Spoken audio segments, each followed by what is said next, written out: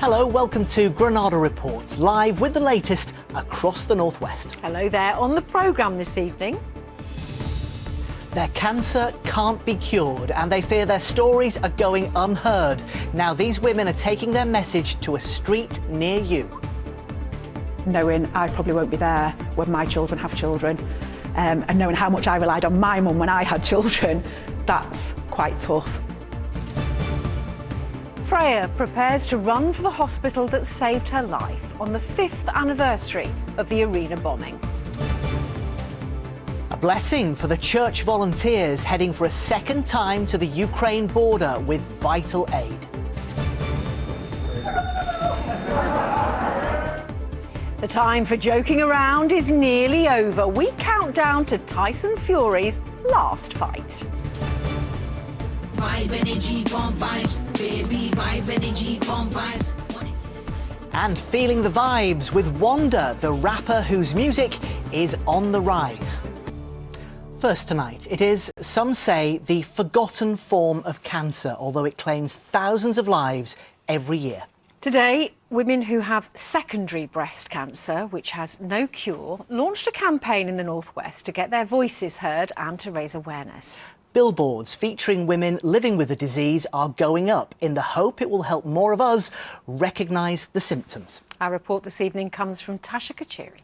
1, 2, 3.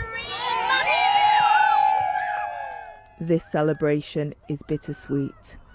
These women are living with secondary breast cancer and seeing their awareness campaign on a billboard for the first time. But it's also where they've decided to say goodbye to a much-loved friend, mum and partner. Oh, she was really kind. She loved doing things for other people. She was just the best, really. Emily died from secondary breast cancer in February. She was just 30 years old and a mum of 3 girls. What I'm hearing is once women get that diagnosis of secondary, it's just a waiting game until they die. It was really hard to find any support at all. Everyone I spoke to didn't know anything about it. Even some of our friends, even now, after Emily's gone, I've said to some of her friends, are you checking yourself? They said, no, I'm not. Emily was part of a 20-woman photo shoot to help spot the symptoms of secondary breast cancer while calling for more research for a cure. Primary breast cancer, yes, the treatments are harsh, but you can survive primary breast cancer. You can't survive secondary breast cancer. This form of cancer spreads to other parts of the body and is incurable. 1,000 women in the UK die from it every month. Kate and Kimberly are both living with secondary breast cancer. They're both mums and don't know how much time they have left. It's hard. It's I think that's the hardest thing, knowing I probably won't be there when my children have children, and knowing how much I relied on my mum when I had children, that's quite tough. My biggest concern is the people that I leave behind. So I'm trying to do as much as I can now. It's about making the memories, I think, just being here, being now and being as positive as I can. Lisa felt she had to do something after her diagnosis 4 years ago, so she started the charity Make Seconds Count to raise awareness. I really hope that it's going to make people stand up and take notice that this disease exists. The media don't really talk about secondary breast cancer. We see a lot about primary, and I think that imbalance really needs to be addressed. And I hope that by having this campaign on such a national scale that we're going to start to achieve that. What Lisa has created here is a community of women to support each other, something that Isla, Emily's oldest daughter, says meant so much to her mum. Made her feel happy that there was actually people like her with the same conditions, with like going through the same thing. For these women, funding to help find a cure is vital while they cherish every second more they have with their loved ones. Tasha Kachiri, ITV News, Manchester. As the 5th anniversary of the Manchester Arena attack approaches, the family of one of the survivors is fundraising for the hospital that cared for her. Freya Lewis from Cheshire was injured in the attack and lost her best friend, Nell Jones. She's supporting the Royal Manchester Children's Hospital by taking part in the Great Manchester Run. Tim Scott reports. In training for the Manchester 10K with her dad at her side, Freya Lewis was just 14 when she was injured in the arena bombing. A few yards away from the blast when it happened, she lost her best friend Nell, was left in a coma and was in a wheelchair for 3 months. The upcoming 5th anniversary will be a poignant time. I'm thinking, how was all that 5 years ago? And it's also quite a sad thing for me because then it means it's 5 years without Nell. And 5 years since my life was somewhat normal. You mentioned going to Manchester each anniversary, and some people watching this might think it's a little strange, but what is your relationship with Manchester in the city centre these days, Freya? I try to stay away from the arena and that area. I don't like looking at, I don't go anywhere near, but the actual centre of Manchester, I just think it's got a lovely atmosphere and it just makes us feel a bit uplifted and happy, and it's just a nice place to remember and just think about what happened to all of us and what we've all been through. Freya is now a drama student at college in London. She's having to get used to talking to strangers about what she's been through. It's actually a bit terrifying that knowing that no one knew my story, but then once I started to open up to people, surprisingly, well, it shouldn't be, but they were just completely okay with it and accepted me for the way I am and supported me and still do to this day. Freya's 10K run on the anniversary of the bombing this year will raise money for the Royal Manchester Children's Hospital, who helped her recover. She was only discharged from the Children's Hospital in December 2021, so she's been seeing a lot of the same consultants, nurses, you know, they are her family now. There'll never be a day where I'll stop supporting them, especially the charity, because they do incredible work for the hospital that saved my life.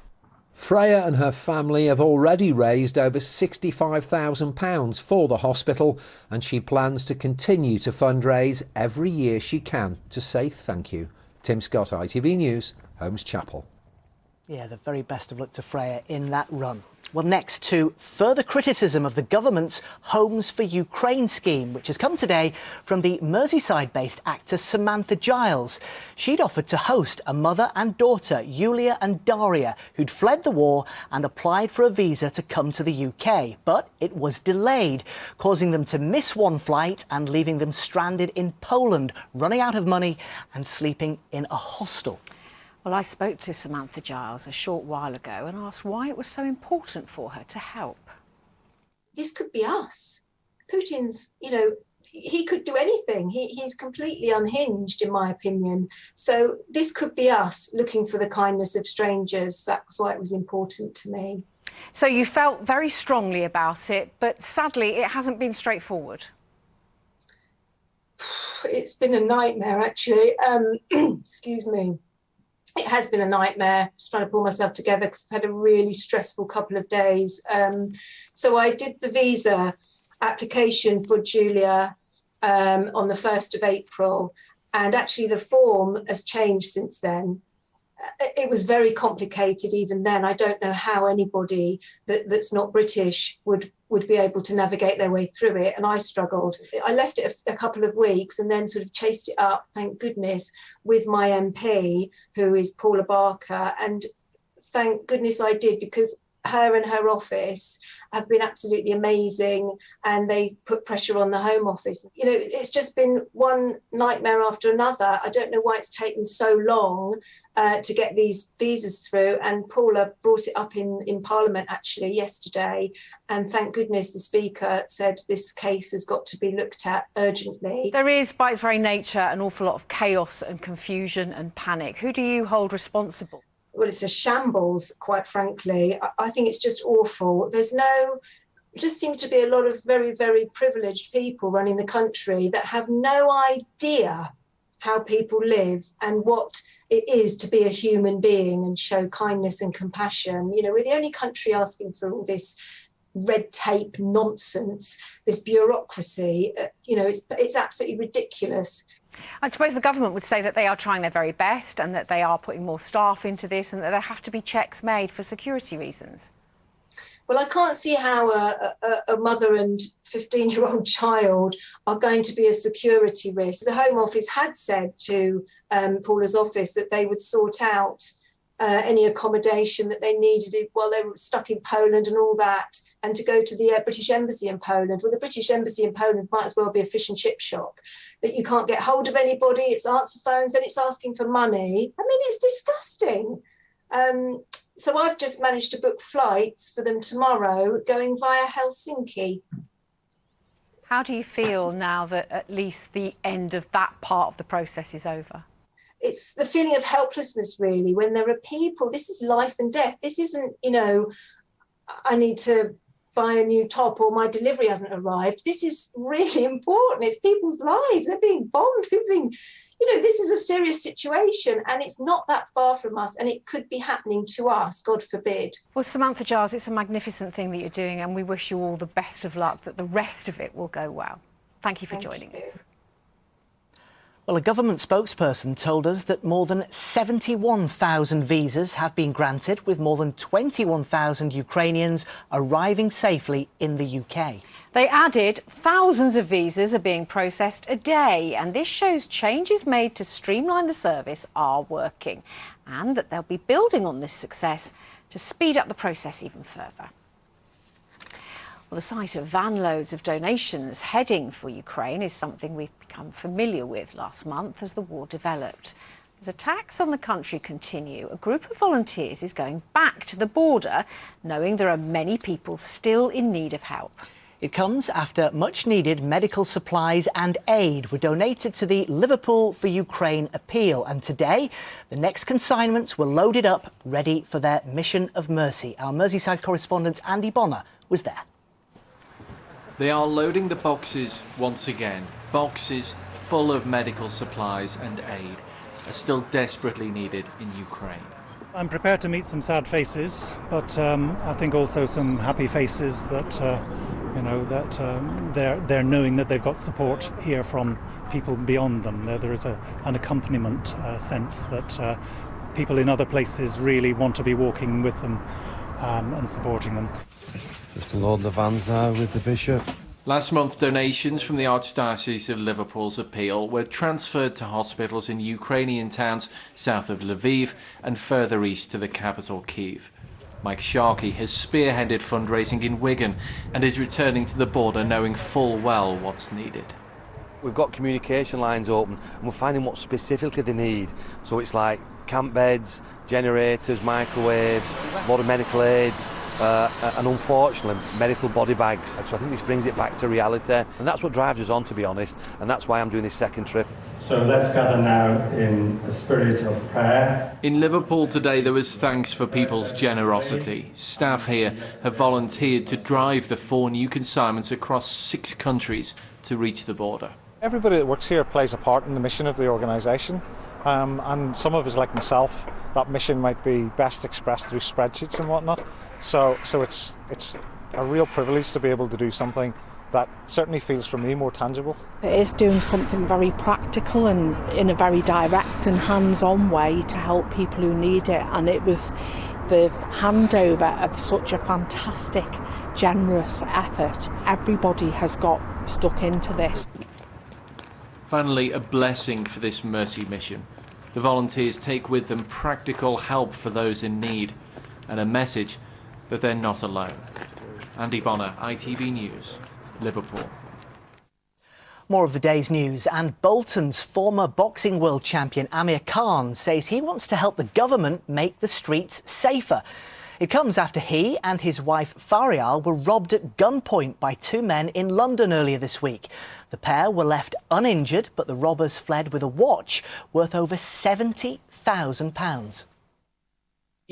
Even after it happened, I was still in London for another 2 days, and I was walking around. I was very scared. I was thinking, I've not got a watch on me now. God forbid someone comes at me in the alleyways. And I do honestly feel very unsafe when I'm walking around London, England, because it is very dangerous out there. And I think it'd be good to do something with the government, help the government. And if we can help the mayor, I'd love to do that, because we just want to make England a safer place.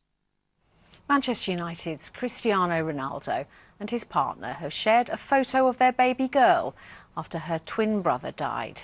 The parents captured their first moments at home with their new daughter after announcing their loss earlier this week. The football world has rallied in support of the Manchester United player.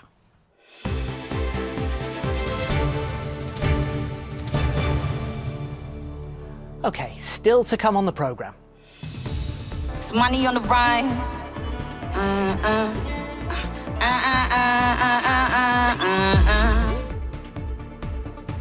On the rise, we showcase the music of Manchester rapper Wonder.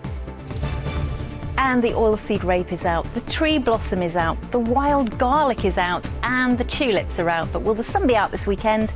Full forecast coming up. And here's Charlene with details of the ITV News in 15 minutes' time. Missed opportunities to save the 7-year-old boy who died alone. Today, Hakeem Hussein's mother was convicted of his manslaughter. She'd used his inhaler to take drugs as he gasped for air. More of Boris Johnson's own MPs break rank and call on him to resign. In the Madeleine McCann case, an official suspect's been declared, but is it really a breakthrough? And why the cost of your fish supper is going up. Join us for those stories and more from 6:30. I know what I'm having for tea now. I've got roast vegetables and couscous. Oh, lovely. Well, I'm having a chippy tea. Now, it's a huge weekend in the world of sport, not least in the boxing ring. Here's Chris to tell us more. Chinese takeaway, I think, soon as we're taking a straw poll. Yes, could it really be the last time we see Tyson Fury in the ring? Morecambe's world champion has vowed to retire after his fight with Dillian Whyte at Wembley Stadium tomorrow. He doesn't want to fight his other heavyweight rivals, but he has offered them a ringside seat. He's been talking to David Chisnell. Tyson Fury! Weighing in one last time, heavyweight world champion Tyson Fury took to the scales today ahead of what he says will be his final fight when the Morecambe boxer defends his WBC title against fellow Brit Dillian Whyte at Wembley tomorrow night. This is definitely it. This is the fight, and then you're hanging up the gloves, you're going back to Morecambe, and you're not going to be picking the gloves up again. Yeah. Go back to Morecambe and just leave me alone. Don't call me, don't text me, and do not email me, because I'm out of bounds for everybody. Just want to be a family man after this? Want to be a normal family man, tend to my garden, tend to my kids, and live a happily ever after life like a fairy tale story. While Fury is a character that splits opinion, his popularity has never been higher, with Hollywood stars among his fans. All right, this one goes out to my brother Tyson. Tyson, I want to wish you the best of luck. And tomorrow's fight attracting the biggest post-war boxing crowd ever seen in Europe. 94,000 fans, that is huge, isn't it? I'm overwhelmed with support. I've come back to a hero's welcome. So big shout out to every person in this country and Britain who bought a ticket, who's coming to the fight, who's going to watch it on TV. You guys are the best. You made this happen. Fury is undefeated in 32 professional fights, and the man hoping to spoil his fairy tale ending isn't convinced this will be the end. Tyson says it's his final fight. You can't believe anything Tyson Fury says. Tyson Fury says a lot of things. I'm not going to let my mind wander about this or worry about this. I'm focused on getting the job done, and that's it, man. If Fury does retire, then boxing fans will never get to see the much anticipated fight with Anthony Joshua. The 2012 Olympic super heavyweight champion is currently tied up in a rematch with Alexander Usyk after losing his world title belts to the Ukrainian. Anthony Joshua, Alexander Usyk couldn't tempt you out of retirement? They can come to the fight. I've got a ticket here for Alexander Usyk. I've got a ticket for Joshua. Come and watch a real man fight ringside. Well, if this is Fury's last dance, then victory in his final fight will see him bow out of boxing with his bank balance boosted by the huge prize-winning pot of £25 million. David Chisnell, ITV News, Wembley. It should be quite an occasion, that one. On to football now, though, and Paul Pogba may have played his last game for Manchester United. He's out of contract in the summer and now has a calf injury. Ralph Rangnick says it's unlikely he'll play again this season. The interim boss also backed new manager Erik ten Hag to change the club's fortunes. With having the chance to build and mould his own staff, also a new team, which is obvious we will have a new team. With a full pre-season, I'm pretty sure that we will see a different team and improvement on the pitch. In the title race, Liverpool fans will hope their old manager can do them a favour tomorrow as Watford take on Manchester City. Watford boss Roy Hodgson says Pep Guardiola once blanked him after his Crystal Palace team beat the Blues. This is not true. No, he said it. This is not true. When I lose, I am always correct for my opponents, and always I talk. He beat us, celebrate, congratulate them, and that's all. So your friends, no problem at all? Why should not be? So, with 6 games left, the Merseyside derby has lots riding on it for both clubs, with Everton just a point above the bottom 3. Jurgen Klopp admits that if Everton went down, he'd miss derby day. Of course. I think we're all used to 2 clubs in the city, and that's how it is. And the full week before you play Everton is all the things people are talking about are the derby. So, yes, of course I would. We have to fight to the last minute, no matter what happens in this game. And there's no problem being an underdog. We are the underdogs. It's clear because of where Liverpool are in their process and where we are. But we have to fight no matter what. Wigan Athletic can complete a remarkable fight back tomorrow by reclaiming their place in the Championship. Just over a year ago, the club was heading for a 2nd straight relegation and was on the brink of going bust. Now they're just 1 win away from a promotion which once seemed impossible. Certainly last year, when the administrators are still here and, there was no, potential buyer and seeing a lot of exodus, etc. So we wanted a foundation back at the football club, what we'd lost. Fingers crossed, it can be a massive bonus if we achieve that this week. Well, this weekend could potentially also see an end to Oldham's battle for Football League survival. If results go against them, Latics could drop out of the league for the first time in 115 years. For manager and former Oldham player John Sheridan, that is a miserable thought. My intentions was just come back and try and help the team stay in the league. And obviously it's not really gone to plan, but we're still in with a slight chance. So I'm gutted I'm not saying we're down yet, but I'm gutted, for the supporters and the club, because I just don't want them getting relegated.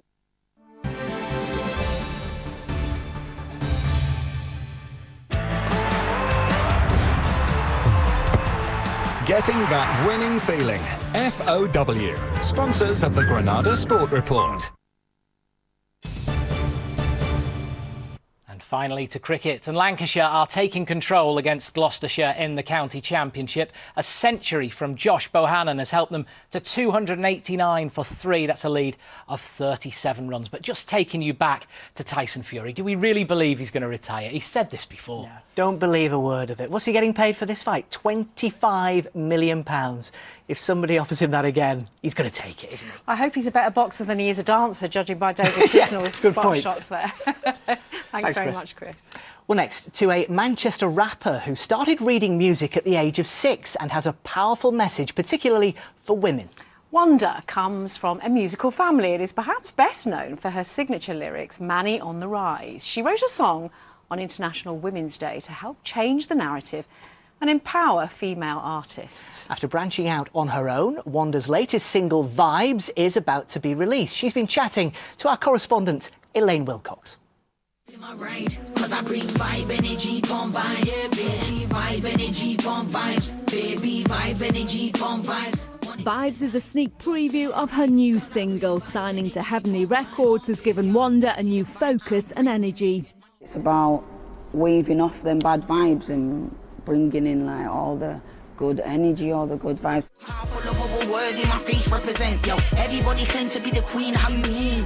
In that case, I'm the queen of the queens. Wanda grew up in the Hume area of Manchester to a musical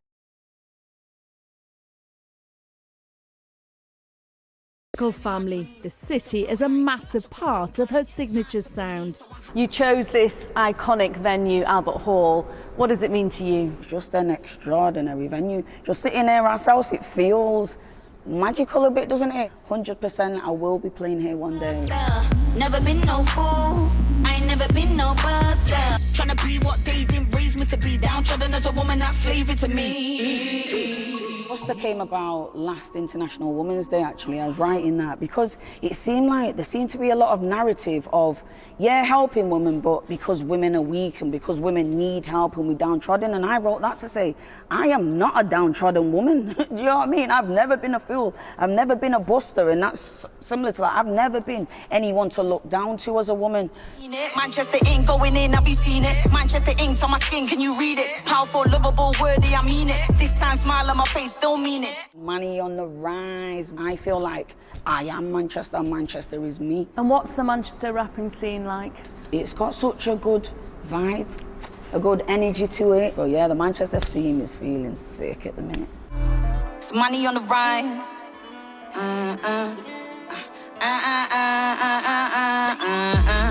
Some of our other introducing, the Lathams, Mysterines, Red Rum Club, they're all touring America at the moment. Jeez, come on.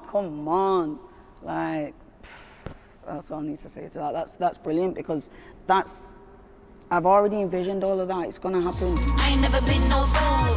I ain't never been no buster. I ain't never been no chief.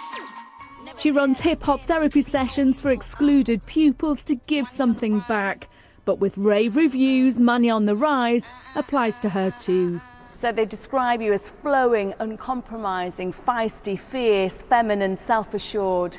What resonates with you? You get a powerful, lovable, worthy woman who will bring big energy and big vibes, and hopefully you'll be skipping home. Manchester, money on the rise. Manchester Inks, Manchester Inks, Wonder.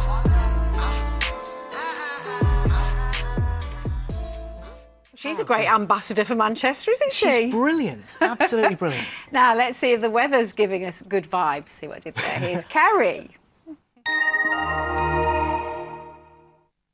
Now that is brew weather. And only boiling what she needs. United Utilities sponsors ITV Granada weather. Big up you, sis. Hello, very good evening. A little bit of clouds today for parts of Cumbria and Lancashire, but still with some sunshine. The Gore's looking beautiful by the water's edge earlier on. A big thank you to Peter Maguire, but also the water's quite choppy. We did have gusts from that easterly direction in excess of 35 miles an hour earlier on today. Absolutely loving the combination of blue sky, spring greens and blossom at the moment. And a big thank you for all your photos over the last few days. Granada.weather@itv.com. It really has been a great display of spring warmth. As we head into the weekend, there'll be some sunny spells, also a few showers, but we continue with that brisk east wind. We've got high pressure to the north and low pressure to the south, and that feeds in that easterly. The isobars quite tight. They do slacken out into the early part of next week, but we get our air from a northerly quarter, so it will start to feel fresher Monday into Tuesday. So it's dry and clear, fine end to daylight hours for this evening, and overnight tonight, patchy cloud, a little bit of mist and fog over the hills and perhaps a few rogue showers over the Pennines and the peaks by dawn. But under those clearer spells with lighter winds, a fairly coolish night in rural shelter. We're frost free, but it should be a clear start for many as we head into tomorrow. There is sometimes, and if you are a stargazer, midnight into the very early hours, the lurid meteor shower should peak. As we head through into tomorrow then, many places will be dry and clear, but the risk of a few showery outbreaks tracking from east to west during the first part of the day. A mixture of sunny spells and well scattered showers into the afternoon and early evening. Temperatures still above average and still with some gusty winds. For the second half of the weekend on Sunday, fewer showers, patchy cloud and more in the way of sunshine, but temperatures a little fresher. United Utilities sponsors ITV Granada weather. 2 sugars, please. Oh, lovely.